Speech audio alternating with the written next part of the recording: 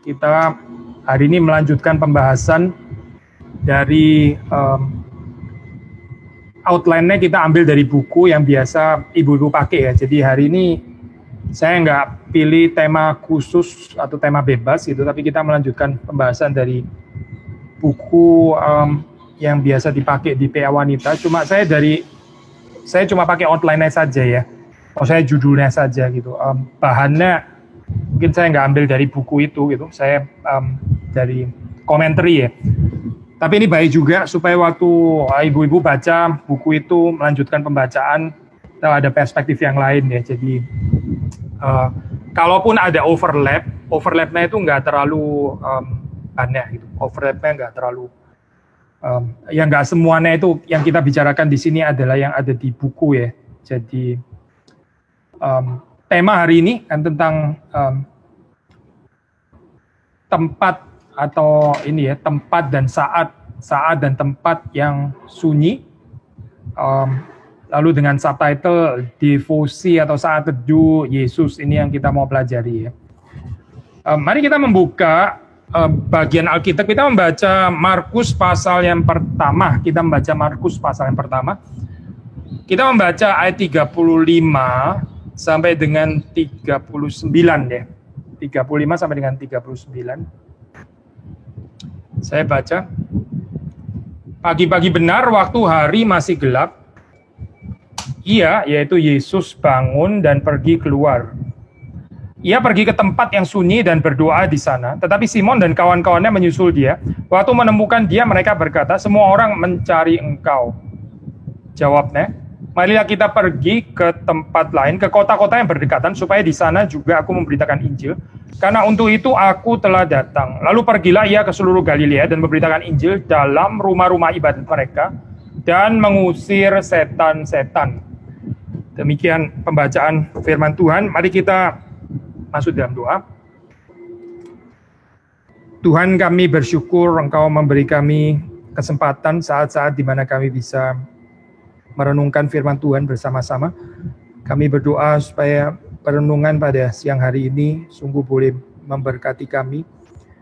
Sekali lagi memberikan kepada kami kelegaan dan juga sekaligus mendorong kami untuk lebih lagi menikmati saat-saat yang tenang, yang sunyi bersama dengan Tuhan. Sehingga kehidupan kami ini yang mengalir keluar bukan dari diri kami sendiri, tapi keluar dari kekayaan, kedalaman persekutuan kami dengan Engkau. Kami berdoa supaya Tuhan memberkati hamba-Mu yang men-sharingkan firman Tuhan, dan berkati juga saudari-saudari, ibu-ibu yang mendengarkan pada saat ini. Tuhan berikan kepada kami konsentrasi yang baik. Tuhan beri kepada kami satu kerinduan untuk mengenal Engkau, mengenal kehendak Tuhan, mengerti kehendak Tuhan sebagaimana dinyatakan di dalam firman-Mu. Kami menyerahkan waktu-waktu kami berikutnya ini di dalam pimpinan, di dalam anugerah, di dalam belas kasihan Tuhan. Demi Yesus Kristus kami berdoa, kami bersyukur. Amin. Saudara, kita kalau mengambil dari buku itu kan ini ya, ini chapter 5, diberikan judul memulai devosi ya kalau nggak salah ya. Bagaimana kita melatih diri kita ini untuk menyediakan bukan hanya waktu saya, tapi juga tempat ya. Waktu dan tempat yang sunyi, ini berarti bicara tentang waktu yang khusus, tempat yang khusus. Lalu di situ kita menggali ya satu hubungan, mendalami hubungan yang intim dengan Bapa kita yang ada di sorga melalui Yesus Kristus. Ini juga yang dilakukan oleh Yesus selama dia berada di dalam dunia. Jadi dia sudah menjadi teladan bagi kita. Yesus sendiri melakukan ini, ya, apalagi saudara dan saya. Tentu saja kita adalah orang-orang yang sangat memerlukan saat-saat seperti ini ya. Kita tahu kita hidup di dalam ini ya, dunia yang sangat cepat gitu, apalagi kalau ibu-ibu tinggal di Jakarta ini, kota yang relatif cepat pergerakannya. Cuma karena kita sekarang ada ini aja ya, ada pandemi, jadi agak sedikit slowing down. Tapi slowing down kita juga kayaknya nggak bisa terlalu berlama-lama dengan ini. Kita kepingin resume kembali di dalam tempo yang cepat itu ya. Sehingga saat-saat seperti ini saya bisa dianggap menjadi satu satu hal yang aneh gitu, satu hal yang kayaknya bukan belongs to our everydayness gitu. Karena saat-saat seperti ini again justru seperti kayak menarik gitu ya, seperti kayak menghentikan, freezing dan sebagainya gitu ya. Padahal bukan itu maksudnya.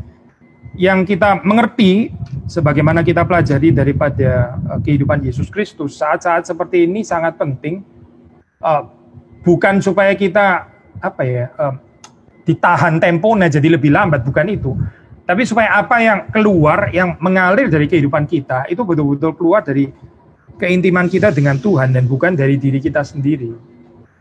Nah, saya ini speak beberapa hari lagi ya, ini di hari Sabtu kan kita akan bicara tentang doktrin Roh Kudus, terus kemudian salah satu subtitle-nya adalah bicara tentang buah Roh Kudus ya. Buah Roh Kudus yang dikontraskan dengan perbuatan daging, works of the flesh ya. Nah, ini kalau kita di dalam kehidupan kita ya, kita nggak dipimpin oleh Roh Kudus, bukan Roh Kudus yang memimpin kehidupan kita, yang akan take over, yang akan mengambil alih, yaitu kedagingan, dan kedagingan akan menghasilkan karya-karyanya itu perbuatan-perbuatan daging, sehingga yang keluar dari diri kita itu sibuk gitu ya, mungkin aktif gitu, perkataan sih mungkin juga banyak juga, tapi bukan buah Roh Kudus. Nah, ini sesuatu yang disayangkan ya, karena kehidupan yang nggak menghadirkan buah Roh Kudus itu sebetulnya nggak bisa dinikmati, nggak bisa dinikmati oleh Tuhan. Nah, kita melihat di dalam pasal ini, di dalam konteks Markus, kalau kita membaca salah satu basic theological profile daripada Injil Markus ini kan ketidakmengertian para murid ya, ketidakmengertian para murid.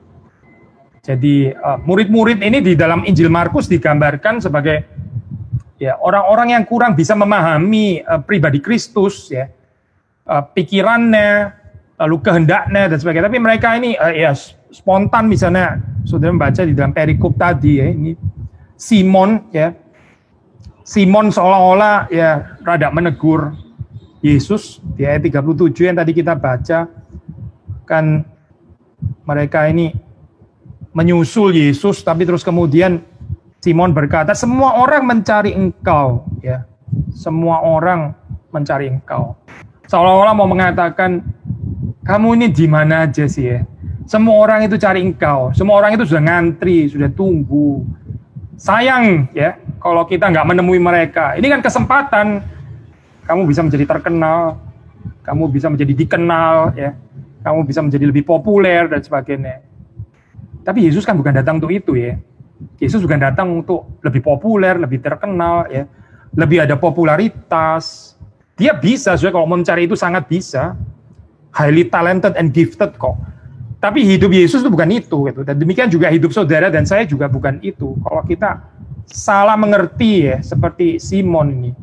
Nah inilah salah satu yang mendistraksi kenapa kita merasa saat-saat devosi seperti ini ya, saat-saat saat-saat yang seharusnya kita ini berteduh seperti itu, seperti kayak dirampas karena kita anggap ini gak produktif gitu ya. Ini seperti ada buang-buang waktu ya. Sebagian orang bahkan waktu saat teduh ya, mungkin bukan saat teduh di waktu khusus dan tempat yang khusus, tapi ya sambil goreng tahu gitu mungkin ya, sambil goreng telur. Katanya lagi menebus waktu gitu ya, sambil goreng telur, sambil saat teduh ya. Ya itu strictly speaking bukan saat teduh lah ya, itu saat telur namanya gitu. Saat goreng telur gitu. Saya bukan mengatakan saudara waktu goreng tahu, goreng telur nggak boleh dengerin, silakan saja gitu sambil dengerin apa begitu ya. Itu boleh-boleh saja gitu. Tapi saudara jangan bilang itu adalah saat devosi. Itu bukan saat devosi gitu. Again, itu adalah saat masak yang saudara sambilan mendengarkan apa gitu misalnya. Kalau saudara melihat di dalam kehidupan Yesus ya, ini nggak campur-campur ya. Saudara baca dalam ayat 35, Pagi-pagi benar, waktu hari masih gelap, ia bangun dan pergi keluar. Ia pergi ke tempat yang suci dan berdoa di sana. Desolate place, ya, wilderness. Wilderness ini satu tema penting ya, di dalam, bukan cuma di dalam perjanjian baru, tapi di dalam perjanjian lama juga. Eremos itu adalah tempat di mana Yohanes itu berkhotbah. Kalau saudara membaca misalnya di dalam 1 ayat 4 ya, Yohanes Pembaptis tampil di Eremos di padang gurun dan menyerukan, bertobatlah dan berilah dirimu dibaptis dan Allah akan mengampuni dosamu. Di mana? Di Eremos atau di solitary place, desolate place ini ya. Di tempat yang sunyi ya, disitulah Yohanes Pembaptis meneriakkan pertobatan ini ya. Demikian juga waktu saudara membaca misalnya di dalam ayat ke-12 di situ ya. Ini setelah Yesus diinaugurasi, dia dibaptis. Saudara membaca dalam ayat ke-12, segera sesudah itu, yaitu segera sesudah baptisan ini ya, Roh memimpin dia ke Eremos, Roh memimpin dia ke padang gurun, ke wilderness, ke desolate place ini ya. Di padang gurun itu ia tinggal 40 hari lamanya, dicobai oleh iblis. Ya. Jadi saudara melihat di sini ini motif ya, ini satu motif, nggak semua kata di dalam Alkitab itu bisa jadi motif tentunya ya. Tapi waktu saudara ketemu istilah ini ya, Eremos, tempat yang sunyi, desolate place, wilderness, padang gurun, ini indeed adalah satu motif. Tadi kita membaca di dalam 1 ayat 4 ini adalah tempat di mana Yohanes Pembaptis berkhotbah, dan di sini Yesus dicobai juga di tempat ini yang disebut padang gurun ini ya. Di situ dia dicobai. Nah, so memang di dalam pemahaman dari Israel ya, itu padang gurun, wilderness itu ya, kalau pakai istilah wilderness itu tempat di mana apa ya ini ya, ada binatang buas ya. Kalau setan-setan juga ada di sana. Kalau di sini Markus menulis itu binatang-binatang liar ya.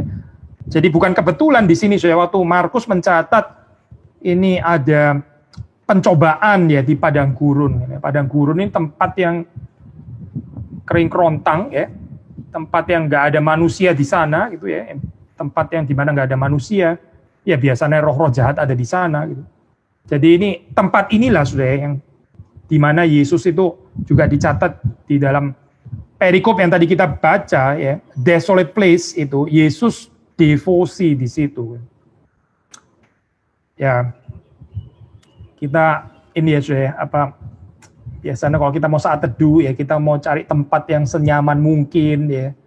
Yang kalau bisa AC-nya jangan macet gitu ya. Saya pernah berkunjung ke apa ini namanya sudah apa? Castle Neuschwanstein ya, Neuschwanstein yang ada di Füssen ya, dekat München di Bavaria di Bayern.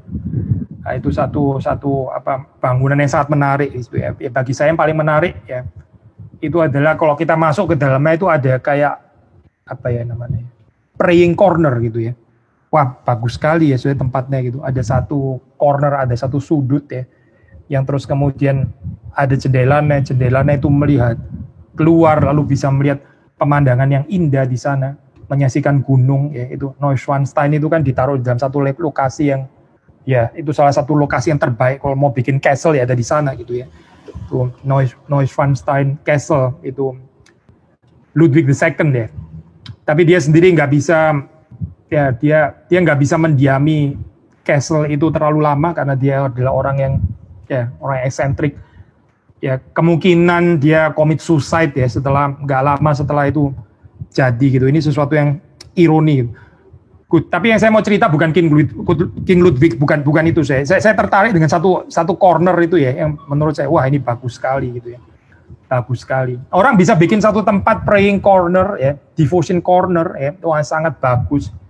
Mungkin ditaruh dengan banyak apa gitu ya, ikon atau apa, lukisan religius atau apa, ada tempat berlututnya dan sebagainya, bisa sangat menarik gitu. Tapi kalau kita baca di dalam ini, di dalam kehidupan Yesus ya. Yesus bukan mencari tempat yang nyaman seperti ini. Ini tempat di mana dia saat teduh itu adalah wilderness, padang gurun. Nah ini apa artinya ya?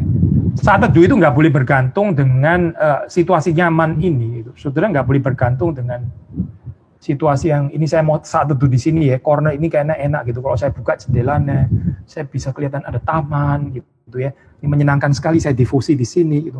Itu bukan devosi-nya Yesus ya, bukan. Devosi-nya Yesus itu adalah dia bukan mencari tempat yang nyaman, bukan. Dia mau bergaul erat dengan Bapaknya. Gitu. Jadi wilderness pun bahkan deh, ini wilderness di situ itu ada setan-setan di situ. Gitu. Tapi di situ Yesus meskipun dia juga dicobai ya, tapi dia menang. Nah ini yang kita mau belajar dari devosi sebenarnya. Saudara jangan salah mengerti itu waktu kita bicara saat teduh, devosi terus digambarkan ya mungkin bayangan yang kebayang itu adalah padang rumput yang hijau, air yang tenang gitu ya. Kalau kita membaca di dalam Injil Markus ini tempatnya itu bukan itu saya. Saya hari ini sengaja sedikit pakai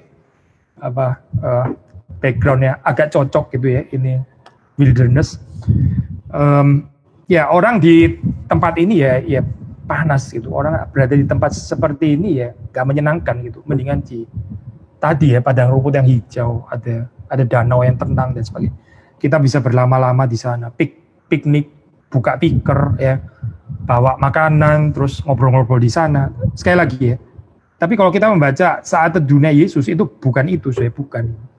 Ini adalah satu tempat yang sebenarnya nggak bersahabat ya, wilderness, desolate place. Ini bukan tempat yang katakanlah kondusif itu ya seperti ini. Kalau menurut manusia modern, tapi justru di dalam tempat seperti ini, ya, di dalam tempat yang khusus dan saat yang khusus, itu Yesus pergi ke sana dan dia berdoa. Nah, saya balik lagi kepada tema ini ya, atau motif wilderness, padang gurun, eremos. Ini mengikatkan kita kepada pengembaraan Israel ya. Israel itu waktu mereka dibebaskan oleh Tuhan, oleh Yahweh, mereka dibebaskan lalu mereka berjalan di padang gurun, Nah, ini menarik saya. Ini bahkan ya kalau kita bisa melihat seperti ini, sepanjang kehidupan kita ini adalah perjalanan di padang gurun sebetulnya gitu. Dari sini saudara bisa melihat ya, menghalangi kehidupan saat teduh itu apa, saudara? Yaitu di dalam hidup sekarang ini kita berusaha untuk mencari fasilitas nyaman gitu. Tadi seperti kayak King Ludwig II ya, bikin praying corner bagus sekali. Kenyamanan itu ya mau didapatkan gitu ya. Tapi seringkali kalau kita melihat di dalam kehidupan orang-orang yang sangat diberkati Tuhan, ya Yohanes misalnya, dia bukan berkhotbah di yang mimbarnya rapi lah atau apa. Dia berkhotbahnya di padang gurun gitu. Nah, saya tentu saja bukan berarti kita nggak boleh dong ini ya Pak. Ada praying corner di rumah atau ada praying corner di rumah mesti sedikit dirusak-rusak gitu kali ya, supaya sedikit mirip ada suasana padang gurun. Kok bisa itu temboknya dibikin bocel sedikit? Ya nggak begitulah, saya bukan itu maksudnya gitu. Tapi intinya adalah yang disebut dengan saat teduh devosi itu nggak bergantung kepada ini loh, setting suasana luar ya, bukan itu gitu. Tapi satu tempat yang sekalipun katakanlah nggak bersahabat, wilderness ya. Ya, inilah sebetulnya kehidupan kita kan juga seperti ini ya, berjalan di wilderness. Tetapi Tuhan itu ada di sana. Gitu. Tuhan itu bisa dicari di sana. Tuhan berkenan untuk hadir di sana. Nah ini yang penting, Swek. Mengapa wilderness ya? Kita sudah pernah sharing bagian ini ya. Karena seringkali, Swek, waktu kita berada di satu tempat, katakanlah tempat pesta gitu ya.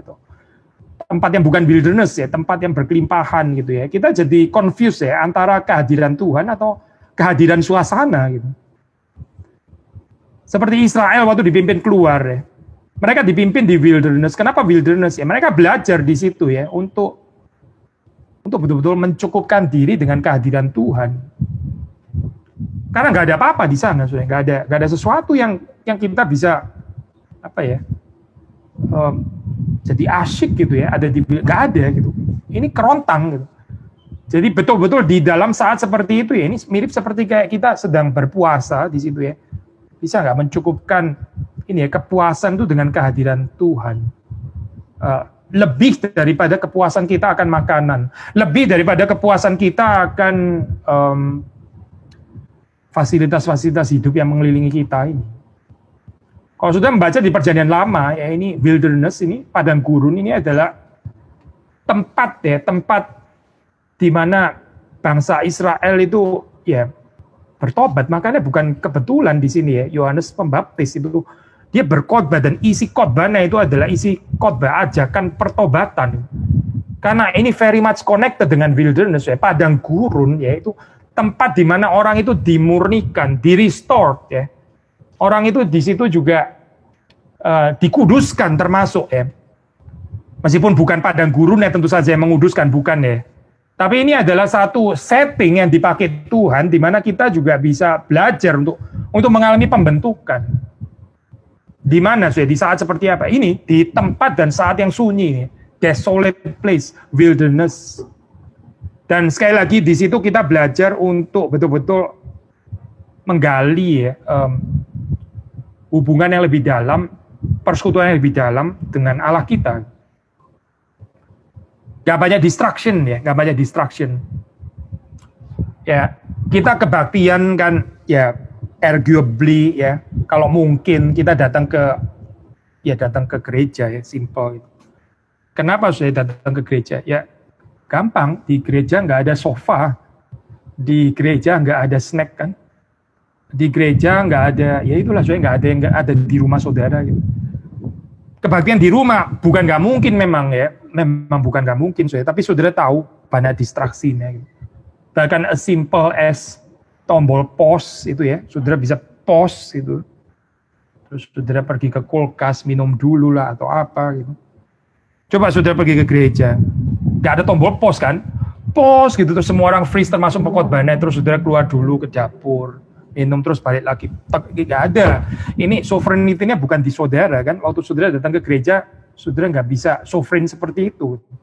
Saudara belajar untuk submit ya, ini saudara belajar untuk menyesuaikan diri dengan kairosnya Tuhan, bukan kairosmu sendiri gitu. Tapi di rumah, di rumah kita yang sovereign, kita yang jadi raja kan di situ ya, kita bisa mengendalikan kapan saja, kita mau dengerin apa saja, kapan dan sebagainya bisa. Makan di sini sulit ya, bicara tentang saat teduh, devotion, ibadah ya, di dalam tempat yang katakanlah kurang menyerupai wilderness itu. Kurang menyerupai padang gurun. Sekali lagi, bukan nggak mungkin, tetapi ini ya kita belajar untuk diuji di sini ya. Jadi orang-orang Kristen teruji. Waktu kita berada di tempat yang sunyi, ya saat yang sunyi seperti itu, desolate place seperti Kristus, ya, di situ kita belajar betul-betul untuk mencari persekutuan dengan Tuhan. Ya, keintiman persekutuan kita dengan Tuhan.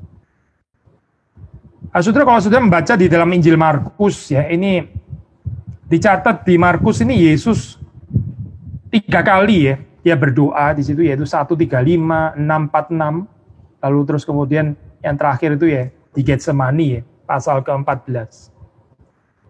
Nah, tiga-tiganya ini kalau saudara membaca itu semuanya itu berada di tempat solitary places ini gitu. Desolate places ini, tiga-tiganya ya.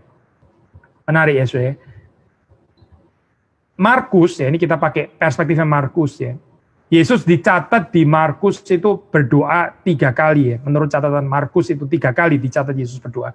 Dan ketiga-tiganya ini semuanya di dalam setting wilderness. Saya pikir ada sesuatu yang kita bisa belajar lah di sini ya, saudara, dari Markus itu. Again, bukan mau mengatakan saudara nggak mungkin berdoa di tempat yang nyaman, bukan bicara itu, saya bukan gitu. Tapi kita tahu ya distraction-nya, pencobaannya bahkan gitu ya, berdoa di dalam tempat-tempat yang seperti itu ya. Ada orang Puritan mengatakan waktu kita berdoa, kita mesti belajar berdoa sampai kita berdoa. Apa artinya ya? Pray until you pray. Maksudnya apa? Gitu. Kita tahu waktu kita berdoa, waktu kita bersaat teduh dan sebagainya, waktu kita devosi, ya, nggak langsung masuk, channel itu nggak secepat itu bisa ganti. Langsung ganti channel, langsung masuk hadirat Tuhan gitu ya. Kita mungkin maunya seperti itu, tapi banyak pergumulannya ya. lagi berdoa, pikiran melayang-layang kemana-mana gitu. Lalu kita baca firman, ya, pikiran juga melayang kemana-mana gitu. Nah ini bagaimana disiplinnya? Ya kalau menurut orang Puritan yang saleh itu dia mengatakan, ya ini, pray until you pray, berdoalah sampai kamu betul-betul berdoa. Saat teduhlah, ya, mulailah devosi sampai saudari ya betul-betul masuk ke dalam devosi itu. Ini perlu penyangkalan diri, perlu ketekunan. Nah, di sini kita membaca sekali lagi di dalam Injil Markus, Yesus ketiga-tiganya waktu dia dicatat berdoa itu semuanya ada di solitary places ini ya. Di tempat yang sunyi ya, dia berdoa di sana.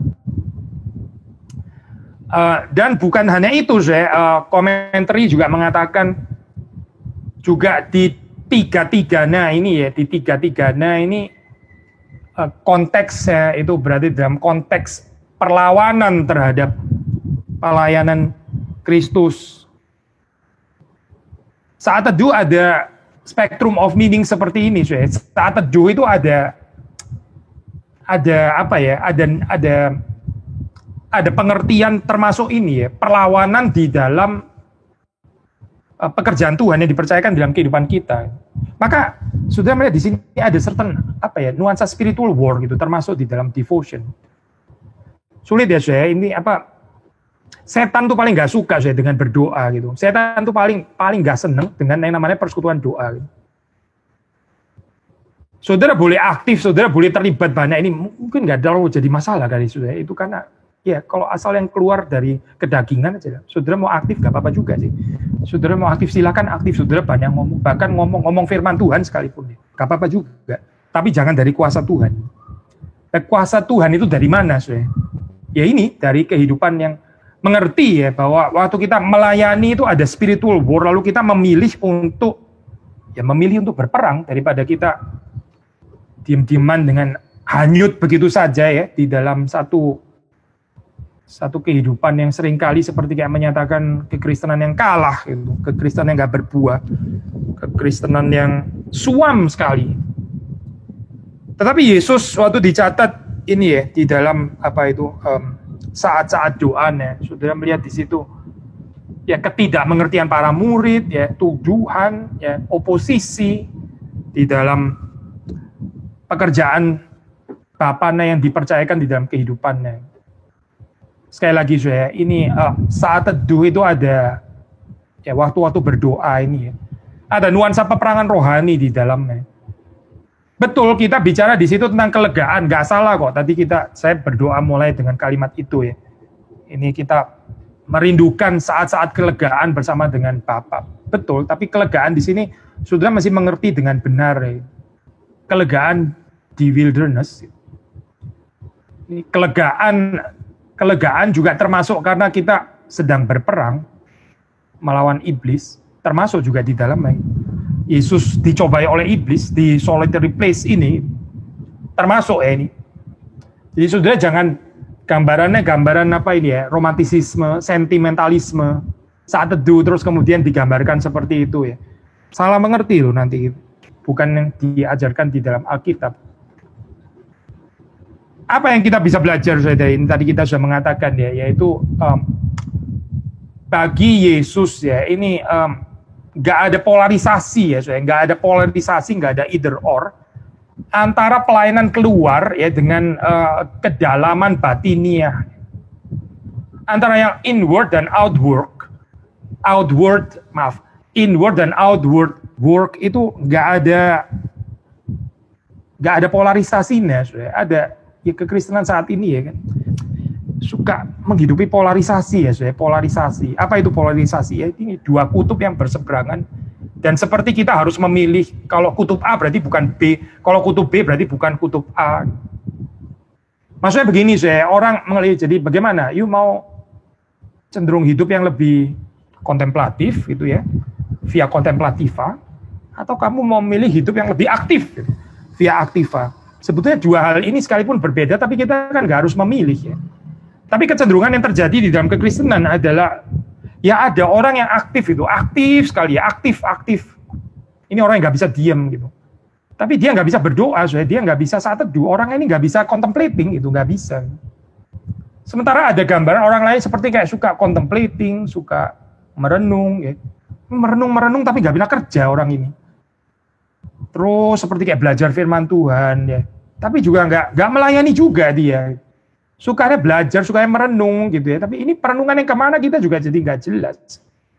Dua-duanya itu keliru, ya. Kita melihat di sini ya, di dalam kehidupan Yesus. Kita nggak melihat polarisasi ini ya, polarisasi inward dan outward ini bukan dua hal yang terus skizofrenik kayak begini ya, yang kita terus akhirnya harus memilih. Gitu. Tapi yang saudara melihat di dalam kehidupan Yesus di situ ya, waktu dia pelayanan keluar ya ini ya, outward, dia berbelas kasihan, dia menyembuhkan orang yang sakit, dia melayani, dia memberitakan Injil. Nah saudara melihat itu keluar, itu semua keluar dari ini ya, persekutuan yang erat dengan the Father, dengan Bapa yang di sorga. Jadi ada sumbernya di sini, saya ada misi yang dikerjakannya, itu ada sumbernya. Misinya itu berasal dari Bapa ya, dan dia sedang mengerjakan tujuan Bapanya, bukan apa yang dia ya feel like doing it gitu ya. Memang dia lagi seneng lagi mengerjakan, bukan saya. Ini dia jelas sekali. Maka saudara waktu membaca di dalam bagian ini ya, kan Simon mengatakan semua orang mencari engkau. Yesus menjawab, marilah kita pergi ke tempat lain, ke kota-kota yang berdekatan, supaya di sana juga aku memberitakan Injil. Karena untuk itu aku telah datang. Saudara bisa melihat nggak di dalam bagian ini? Ini kontras ya dengan apa yang dikatakan Petrus ya. Ini saudara mesti mengerti benar ya, bukan Yesus seperti kayak, wah Yesus ini juga ada pride-nya ternyata, nggak mau didikte oleh murid-muridnya. Ini bukan urusan pride, sudah bukan gitu. Seperti kayak seolah Petrus, lu kerjain ini dong. Terus Yesus, memangnya lu siapa? Kenapa gua mesti nurut lu? Bukan itu, sudah. Ini spiritnya bukan ke sana, bukan gitu. Tapi di dalam pengertian Yesus itu jelas sekali fokus kehidupannya itu untuk apa gitu. Nah ini penting sekali ya. Kita bisa banyak kerja, kita bisa banyak melakukan aktif ini dan itu. Tapi pertanyaannya adalah apakah ini tujuan dari Bapa yang Tuhan mau kita kerjakan? Atau just simply ini, ya kita memang perkataannya banyak. Kita memang suka ngatur-ngatur gitu ya, kita suka beresin banyak hal. Tapi pertanyaannya apakah ini memang yang Tuhan mau kita kerjakan? Dari mana ada kepekaan saya untuk melihat porsi kita itu sebetulnya yang mana? Kalau bukan dari kehidupan devotional ini, kalau bukan dari kehidupan yang menyediakan saat-saat khusus dan tempat-tempat khusus ya, di mana kita bergaul erat dengan Allah. Kalau saudara melihat di sini dalam kehidupan Yesus ya, dia jelas itu ya, dia jelas. Dia bukan karena ada banyak orang sedang mencari dia, terus kemudian dia ya jatuh kepada kebutuhan penerimaan. Waduh, mumpung ya saya lagi terkenal gitu ya, inilah saatnya saya terkenal. Yesus nggak tertarik sudah dengan terkenal atau diterima atau pujian atau apa, bukan. Yesus hanya tertarik mengerjakan apa yang Bapaknya mau dia kerjakan selama dia berada di dalam dunia. Maka saudara melihat di sini fokus yang sangat tajam ya sudah di dalam jawaban itu. Marilah kita pergi ke tempat lain, ke kota-kota yang berdekatan, supaya di sana juga aku memberitakan Injil. Karena untuk itu aku telah datang, untuk itu aku telah datang. Saudara dan saya, kita ada di dalam dunia ini untuk apa gitu? Apakah kita jelas gitu? Apa yang menjadi bagian kita gitu? Atau kita jadi orang yang pokoknya sibuk demi sibuk itu sendiri, nggak kelihatan pengangguran aja gitu ya? Saya mesti banyak ngomong, karena kalau saya nggak banyak ngomong ntar dikira nggak tahu apa-apa lagi gitu misalnya. Jadi ngomong banyak, ngomong cerewet sekali gitu ya. Tapi itu perkataan betul-betul diterima dari Bapa, atau perkataan yang kita ngomong memang karena kita nggak bisa tahan kalau nggak ngomong gitu. Yesus ya di dalam kehidupannya itu jelas, waktu dia berbicara itu dia membicarakan apa, dia jelas ya. Waktu dia mengerjakan apa, dia juga jelas dia mengerjakan apa.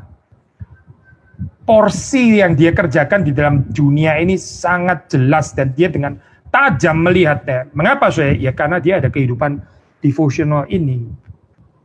Maksudnya saya, tanpa kehidupan saat teduh yang baik, kehidupan doa yang benar di hadapan Tuhan, kita cenderung jadi diombang-ambingkan, didikte oleh agenda agenda masyarakat atau agenda sekeliling kita gitu. Jadi akhirnya kita jadi orang yang responsif ya, bukan jadi orang yang visioner.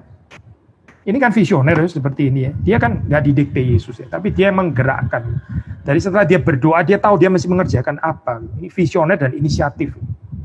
Yesus bukan nunggu-nunggu orang ya kayak gini nih nganggur ya. Siapa ya mau ngomong sama saya? Kok nggak ada ya orang telepon saya yang perlu dikonseling kayak atau apa gitu ya. Ini pasif ya, saya pasif, responsif gitu. Kalau orang nggak cari dia, berarti dia nggak ngapa-ngapain gitu. Yesus bukan itu, saya bukan. Yesus tahu apa yang dia harus kerjakan gitu. Yesus nggak perlu dikasih tahu oleh orang lain, oleh Simon atau siapa gitu. Again, bukan karena dia full of pride. Ini bukan urusan pride, saya bukan. Tapi karena keintimannya bergaul dengan Bapa itu membuat dia sangat peka apa yang dia perlu lakukan dan harus lakukan ya, akan lakukan di dalam kehidupan ini. Kehidupan yang visioner ini saya, ini cuma mungkin terjadi kalau kita mempunyai kehidupan doa yang baik dengan Tuhan. Kalau kita nggak ada ini ya, saya nggak ada kehidupan doa, nggak ada kehidupan devosi yang baik ini, kita cenderung jadi makhluk yang reaktif ya. Saudara tahu, saya tadi pakai istilah responsif ya, mungkin istilah yang sedikit lebih negatif lagi. Reaktif, saudara tahu istilah reaktif lagi. Reaktif itu, bukan inisiatif ya, bukan proaktif, tapi reaktif ya. Kita tahu dari mana saya bahwa itu adalah yang betul-betul Tuhan percayakan di dalam kehidupan kita, atau kita mau hidup kita ini habis didikte oleh agenda-agenda yang nggak jelas. Ini agendanya siapa lah, agendanya orang lain atau agendanya siapa saja gitu, tapi ternyata bukan agendanya Tuhan untuk saudara. Sia-sia kan dia kehidupannya seperti ini. Maka ya mari kita belajar dari Yesus. Kita melihat di sini kehidupan dari Yesus ya, dia bukan ini seperti dikatakan di dalam komentari saya kutip ya, dia bilang the significance of Jesus' ministry consists not simply in what he does for humanity. Signifikansi daripada pelayanan Yesus itu bukan hanya terdiri atas simply ya, hanya sekedar terdiri atas apa yang dia lakukan untuk kemanusiaan, melainkan but equally in who he is in relation to the Father. Melainkan ya juga mau menyatakan apa ya? Siapa dia sebenarnya di dalam relasinya dengan Bapa. Oh, kalimat ini bagus sekali ya, saya suka kalimat ini. Bukan cuma what he does ya, bukan cuma apa yang dia kerjakan ya, termasuk apa yang dikerjakan katakanlah untuk orang lain, untuk humanitas ya, untuk sesama ya. Oh, itu penting sekali apa yang dikerjakan kita untuk sesama kan penting sekali ya. Tapi komentar ini mengatakan bukan cuma itu satu hal gitu. Tetapi apa? Mau menyatakan siapa dia di dalam relasinya dengan Bapa. Maksudnya begini loh saya, kehidupan saudara dan saya. Yang dilihat orang itu, orang cuma melihat apa yang saudara kerjakan gitu. Cuma melihat ini, apa yang saudara perbuat, apa yang saudara kerjakan. Atau orang juga melihat siapa saudara itu ya di dalam relasimu dengan Tuhan, di dalam relasimu dengan Bapa. Ini loh. Jadi orang bukan cuma sekedar melihat apa yang kamu kerjakan, produktivitasmu, aktivitasmu itu apa. Bukan cuma melihat itu, tapi melihat engkau itu sebetulnya siapa sih? Bagaimana relasimu dengan Tuhan? Itu kelihatan, saya tercermin. Itu yang sebetulnya menjadi satu kesaksian yang sungguh-sungguh mempermuliakan Tuhan. Karena kalau saudara cuma bicara apa yang saudara kerjakan, kita bisa kerja banyak sekali, saudara. Aduh, nggak usah jadi Kristen lah dalam hal ini. Nggak perlu Kristus juga. Saudara bisa kerja banyak hal tanpa Kristus kok. Kalau kita sekedar kerja banyak hal, ya nggak perlu Yesus lah. Ada orang yang ateis juga kerja banyak hal, banyak, dan dia banyak pekerjaannya. Dan juga for humanity, untuk kemanusiaan gitu. Tapi kita bedanya apa dalam hal ini? Gitu. Apa kita mau bersaing dengan mereka banyak-banyakan gitu maksudnya? Nah, kalau dia sih ngomongnya 15 kalimat, saya sekali ngomong 32 kalimat gitu misalnya, dan tidak bisa dihentikan. Saudara mau menjalani kehidupan kompetitif kayak begitu, ada gila ya saya ini kayak gini. Kekristenan kan bukan itu saya. Kekristenan itu bukan berapa banyak saudara bicara, berapa banyak yang saudara lakukan. Kekristenan bukan itu. Kekristenan itu adalah tentang bagaimana saudara memperkenalkan Kristus di dalam kehidupanmu. Apakah orang bisa melihat ya ini relasimu dengan Tuhan itu tercermin gitu, itu terekspresikan keluar.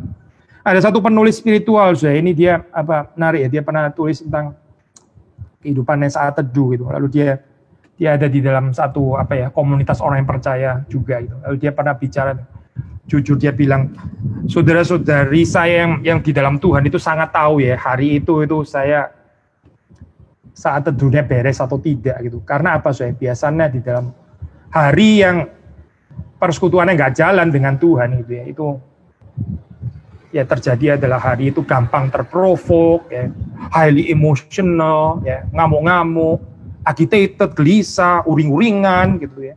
Orang ngomong apa dibalasnya apa begitu misalnya ya. Lalu teman-temannya mengingatkan gitu, kamu kayaknya hari ini gak ada saat teduh gitu. Dan betul, memang dia saat teduhnya berantakan.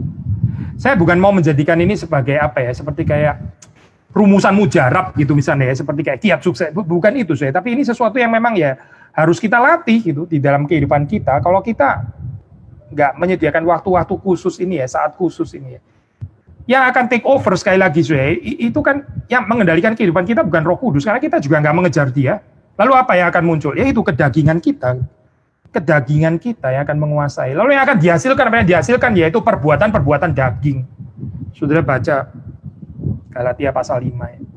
Perbuatan daging itu yang akan menguasai, bukan buah roh yang dihasilkan. Kenapa? Ya karena kita nggak mengejar persekutuan itu dengan Kristus. Tetapi saudara melihat di dalam kehidupan Kristus ya, orang bukan cuma melihat apa yang dia kerjakan, tapi orang melihat dengan jelas ya persekutuannya dengan Bapa ya. Dan inilah saudara yang kita mau bicarakan.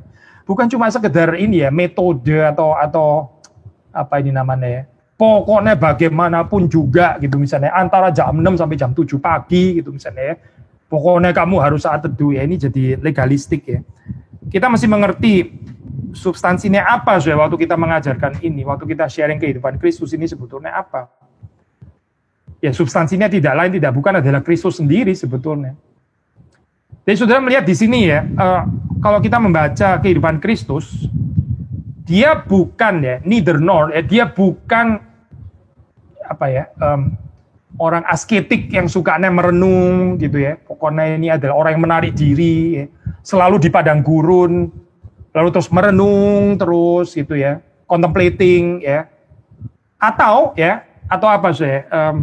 Ya kalau di komentari pakai istilah social activist ya. Social activist. Social justice warrior, social justice warrior. Wah, ada ketidakbenaran, langsung tulis di keyboard gitu misalnya. Wah, langsung kasih tanggapan gitu ya. Ya, saya khawatir saya ini apa orang-orang yang paling cepat komentar itu sebetulnya adalah orang yang mungkin nggak banyak melakukan apa-apa terhadap masyarakat, cuma ngomong tok gitu. Saudara lihat kehidupannya Yudas ya. Wah, uang seperti ini ya, harusnya ini dibagi-bagikan kepada orang miskin. Ini kan pemborosan. Kenapa mesti beli minyak narwastu mahal sekali? Wah, ngomongnya sih luar biasa gitu. Kayak cinta aja sama orang miskin. Kenyataannya apakah dia berdiakonia untuk orang miskin? Tidak, saya cuma ngomong.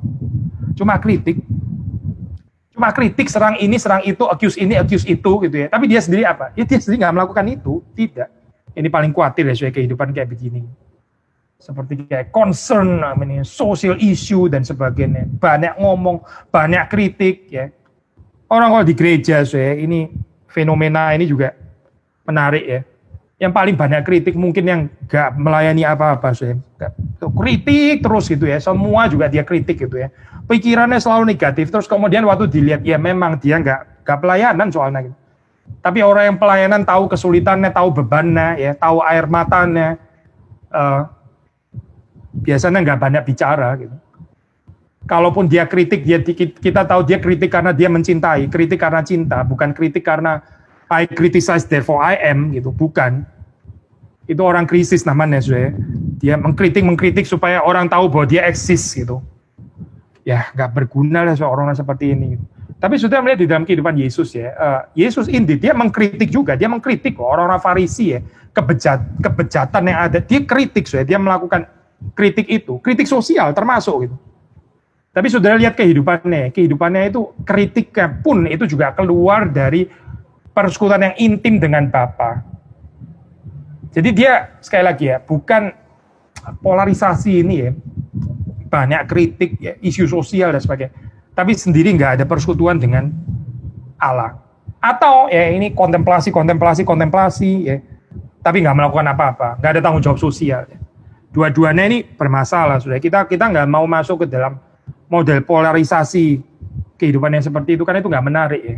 Jadi jangan didualismekan antara kehidupan yang intim dengan Bapa ya, dengan social action, dengan kepekaan atau kepedulian sosial. Nah, saudara-saudara, kalau membaca cerita daripada orang-orang pietis ya, seperti Franke, dan mereka sangat menekankan pentingnya keintiman, persekutuan, kehidupan kesalehan, ya, kehidupan doa bersama dengan Tuhan. Orang-orang ini juga, ya, mereka adalah orang-orang yang terus kemudian ada melayani masyarakat yang miskin, yang susah. Ada panti asuhan, ya. Franke, saudara, kalau ada kesempatan pergi ke kota Halle, ya, Halle itu kan ini pietisme di Jerman, salah satu pusatnya itu dulu di kota Halle, ya. Masih ada itu tempatnya, ya, yang kita bisa mengunjungi, itu panti asuhan yang didirikan oleh August Hermann Franke, ya. Jadi dia orang yang sangat menekankan kehidupan doa, ya, keintiman dengan Tuhan, tapi sekaligus juga ada kepedulian sosial. Dan dua ini bukan tensional, ya. Kita harus memilih dua hal ini. Lihatlah juga kehidupan Kristus juga demikian, kan. Dia hidup bersama dengan orang-orang yang berdosa, ya, orang-orang yang dimarginalkan, gitu. Ya, kalau saudara mau bicara tentang kepedulian sosial, Yesus sangat punya kepedulian sosial. Tapi saudara melihat dia juga adalah orang yang sangat intim, ya, dengan Bapaknya. Jadi ini saudara melihat satu kehidupan pelayanan, ya, satu kehidupan yang mengalir keluar dari relasi dengan Bapa, relasi dengan Allah. Dan ini penting sekali, ya, penting. Kita membaca satu bagian lagi, ya. Ini waktunya juga sudah menit ke 55 sekarang. Tapi di dalam ini kalau saudara baca itu yang diambil dari buku kan dari Lukas, ya, in fact, ya, Lukas pasal ke-5 gitu kan. Lukas pasal ke-5 ayat 16, ya. Jadi Lukas 5 ayat 15 ayat 16. Itu paralelnya, ya, ada di Markus, ya. Masih sama, Markus pasal yang pertama, ya. Markus pasal yang pertama kita bisa membaca di sini ayat yang ke-45, ya. Jadi kita membaca ayat ini. Markus 1 ini, saya mulai ayat 40 itu Yesus menyembuhkan orang yang sakit kusta, ya. Lalu kemudian diakhiri dengan ayat 45, ya, perikop ini. Tetapi orang itu pergi memberitakan peristiwa itu dan menyebarkannya kemana-mana sehingga Yesus tidak dapat lagi terang-terangan masuk ke dalam kota. Ia tinggal di luar di tempat-tempat yang sepi. Di tempat-tempat yang sepi. Namun orang terus juga datang kepadanya dari segala penjuru. Ya, ini juga bicara desolate places, ya, tempat-tempat yang sepi. Yesus seperti menghindar di sini. Sudah pasti kita bisa melihat di dalam kehidupannya Yesus gak tertarik, ya, dengan fame, popularitas, ya. Memang Yesus gak pernah mengejar hal itu, ya. Tapi di dalam komentari ada kalimat yang menarik, ya, untuk saya ini yang saya ingin sharing juga, ya. Jadi komentar ini bilang seperti ini, saya. At the end of the story, maksudnya di akhir daripada cerita ini, ya, Jesus is outside in lonely places. Yesus itu ada di luar, ya, di tempat-tempat yang sunyi, tempat-tempat yang tersendiri. Jesus and the leper have traded places. Yesus dan si orang kusta ini bertukar tempat. Orang kusta ini tadinya ada di lonely places, ya, yang ada di desolate places ini, ya, yang semua orang nggak mau ketemu, gitu, ya. Ada orang kusta ini kan, dia najis, gitu. Tapi setelah dia disembuhkan, ya, sekarang orang ini, ya, bisa masuk ke dalam society, bisa diterima, ya. Sekarang Yesus yang berada di tempat yang sunyi itu, ya. Yesus betul-betul mengasihi kita, dia menggantikan kita. Nah, ini ada prinsip yang menarik. Memang kita tentu saja di dalam saat teduh kita nggak akan pernah bisa substitutif menggantikan orang lain seperti Yesus menggantikan kita, nggak mungkin, ya. Itu cuma bisa Yesus yang menggantikan itu. Tapi maksudnya begini, saya secara berhati-hati, saya pikir kita masih bisa mengaplikasikan, ya, prinsip substitutif ini loh, ya, penggantian di dalam pengertian apa, saudara? Ya manusia, ya, mungkin lebih suka kali kalau setiap kali ada accompaniment, ada teman, ada yang bisa diajak ngobrol dan sebagainya. Tapi kita menarik diri, ya, dari keramaian itu, lalu berada sendiri, ya, berada sendiri di konteks wilderness lagi, ya, yang tidak menyenangkan itu. Ini untuk apa sih sebetulnya? Kita belajar menyangkal diri dalam hal ini, saya di dalam kesendirian itu ya, nggak selalu bersama dengan orang lain. Memang menyendiri seperti ini nggak menyenangkan, betul gitu. Tapi ini satu bagian yang perlu, ini adalah pengorbanan. Pengorbanan apa? Supaya waktu kita berjumpa kembali dengan sesama kita, yang mengalir keluar ya, itu sekali lagi ya, bukan diri saya, bukan gitu. Tapi itu adalah kelimpahan persekutuan dengan Allah. Jadi ada prinsip pengorbanan juga di sini. Saudara menarik diri daripada keramaian ya. Saudara berada di tempat sendiri lalu bersama dengan Tuhan. Ini tuh apa sih seperti ini ya? Saya kan jadi sepi dalam saat seperti ini ya. Enggak sepi sih, sebenarnya ada Tuhan kok gitu. Tapi saat-saat seperti ini sebetulnya untuk apa gitu? Yaitu supaya waktu kita kembali lagi kepada masyarakat, kita kembali lagi kepada keluarga kita kembali kepada gereja ya. Yang mengalir keluar yang kita sampaikan itu adalah betul-betul kelimpahan persekutuan kita dengan Allah, dengan Kristus, dan bukan rabis, bukan sampah yang keluar gitu. Karena kalau kita dari kekuatan diri kita sendiri, yang ada itu cuma sampah, sebetulnya betul-betul cuma sampah gitu. Akhirnya banyak ngomong, lalu terus kemudian ya, saudara kadang-kadang kita baca tulisannya orang di Facebook, kita sudah baca, gak ada apa-apanya sebenarnya, itu cuma sekedar ya, itu cuma mau ngomong aja gitu ya, cuma mau menyatakan isi hatinya itu buang-buang waktunya orang lain loh sebetulnya gitu kan ya. Mungkin saudara bilang, lalu sendiri juga bodoh lah, ngapain dibaca kayak begitu, sebenarnya cukup 1-2 kalimat, gak usah terusin lagi, lu sendiri juga kepo soalnya, makanya lu baca akhirnya ya sudahlah, habislah waktumu gitu. Tapi poinnya saya mau katakan adalah begini, kita belajar ya, ini apa yang kita katakan, apa yang kita saksikan ya, itu betul nggak sih memberkati orang lain? Betul nggak itu keluar daripada kekayaan persekutuan kita dengan Bapa? Atau simply kita ini pokoknya mau ngomong ya ngomong aja gitu ya. Terserah lah saya mau ngomong apa. Terserah dong, suka-suka saya mau sharing apa gitu ya. Memberkati nggak peduli loh. Salah sendiri dia juga yang mau lihat ini apa status saya. Itu orang egois, saya pikir seperti itu ya. Orang egois, nggak mengerti Kristus sebetulnya. Kalau kita mengenal Kristus, kita nggak berpikir seperti itu. Kita nggak berpikir terserah saya dong, ini juga account saya sendiri gitu ya. Lu aja yang memang suka ini stalking orang lain, akhirnya ya sudah, kalau lu nggak diberkati ya salah lu sendiri. Kan bukan itu ya, Yesus nggak pernah ngomong kalimat seperti ini kan ya. Saya lagi mau ngomong apa terserah saya kan ya, lu sendiri aja yang kepingin dengerin saya. Lah salah lu sendiri, lu dengerin saya kan nggak pernah. Yesus bilang kalimat itu kan nggak ada gitu.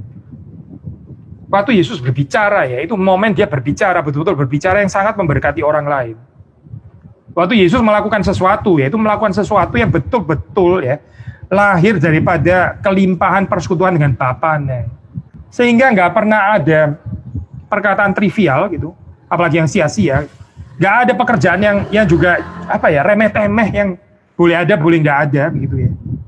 Tapi ini satu kehidupan yang sungguh-sungguh mengalir daripada kekayaan persekutuan dengan Bapa, dan kita rindu di dalam kehidupan kita ini ya seperti Yesus. Tapi untuk ini ada harga yang harus dibayar ya. Ada pengorbanan itu, ada penyangkalan diri. Saudara, ini kalau dalam komentari dikatakan ya, early in his ministry, Jesus is already an outsider in human society. Sudah dari awalnya, di dalam pelayanan Kristus ya, dari awalnya. Oh, Yesus bukan pusat perhatian yang semua orang tepuk tangan, bukan. Yesus bukan itu, bukan. Sudah dari awal ya, di dalam awal pelayanan Yesus itu sudah menjadi orang yang outsider. Orang yang dianggap di luar, ya, ini orang yang dimarginalisasi. Ya, menarik, ini ada aspek sosiologi seperti ini ya di dalam saat teduh. Ya.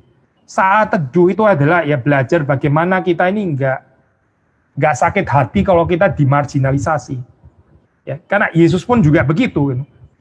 Yesus nggak berusaha untuk menjadi center of attraction di dalam kehidupan pelayanan. Itu bukan Yesus. Salah banget kalau kita mengerti Yesus seperti kayak selebriti seperti ini ya. Yesus nggak pernah tertarik dengan cerita itu. Tapi saudara melihat bagaimana dia menyembuhkan ya, orang kusta yang tadinya marginal, yang tadinya outsider in human society, tapi dibawa ke tengah. Orang kusta itu ditahirkan, disembuhkan. Lalu dia yang bertukar tempat, dia sekarang yang berada di posisi outsider itu. Menarik ya, ini tafsiran seperti ini. Jadi saya percaya orang yang punya satu kehidupan devosi yang dalam bersama dengan Tuhan ya, dia nggak khawatir kalau dia dipinggirkan gitu. Ya karena memang sudah pinggir, apa lagi mau dipinggirkan gitu. Karena memang dia juga nggak tertarik untuk menjadi center of attraction itu tadi, nggak tertarik dia. Jadi nggak ada persoalan. Justru saat-saat seperti itu ya, ini dipergunakan untuk memperdalam kehidupan persekutuan bersama dengan Bapa yang di sorga, yaitu kehidupan Kristus, itu kehidupan Tuhan yang kita kenal. Alangkah indahnya saya kalau kehidupan seperti ini juga menjadi kehidupan saudara dan saya. Kiranya Tuhan berkati kita semua. Mari kita masuk di dalam doa. Tuhan, kami bersyukur Engkau memberikan dirimu sendiri. Di dalam dunia ini kami seringkali mendapatkan penawaran tempat-tempat yang menarik, tempat-tempat yang hiruk pikuk, yang selalu menyediakan aktivitas keramaian, entertainment, di mana kami tidak perlu untuk merasakan kekosongan diri kami, tapi sebetulnya jiwa kami tetap kosong. Kami berdoa supaya Tuhan tolong kami berani menyediakan waktu, dan tempat yang sunyi ketika kami menyadari kekosongan jiwa kami tanpa Engkau. Dan disitulah Tuhan kami belajar untuk mempersilakan Engkau mengisi kehidupan kami. Kami rindu Tuhan, kehidupan kami ini mengalir keluar dari keintiman persekutuan kami dengan Tuhan. Bukan dari kedagingan kami sendiri, bukan dari hidup kami sendiri ya.